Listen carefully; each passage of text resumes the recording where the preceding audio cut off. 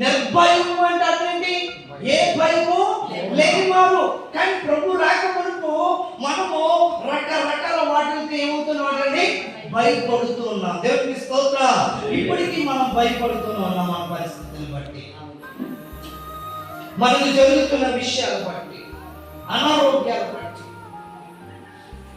బాధలు బట్టి, ఆర్థిక పరమైన అప్పుల బాధలు బట్టి, కుటుంబంలో వాతావరణం బాగలేని స్థితి బట్టి, ఇంటి వాతావరణం అల్లోకల్లోలంగా ఉండడం బట్టి, ఆ తుఫాను వార్తలకి ఇల్లు పట్టుకుపోతుందేమో, మన జీవితాలు పట్టుకుపోతాయేమో అన్న ప్రతి విషయంతో భయపడుతూనే మనం ఉన్నాం. దేవునికి స్తోత్రం. జకరియా అంటున్నాడు, అదిగో అరుణోదయం ఒక నక్షత్రం తీర్చిపోతుంది. ఆ నక్షత్రం ఎవరో కాదు, ప్రభు అయిన యేసుక్రీస్తు. ఆయన శత్రువుల చేతుల నుండి మనల్ని ఏం చేయడానికి?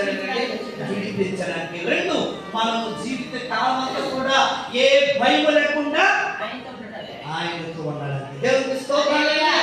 మన జీవితంలో భయం లేకుండా జీవించాలంటే ప్రభు మన యొద్దకు రావాలా?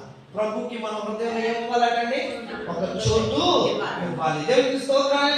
ఇక 4 అంటున్నాడు, ఆయన సన్నిధిని పరిశుద్ధ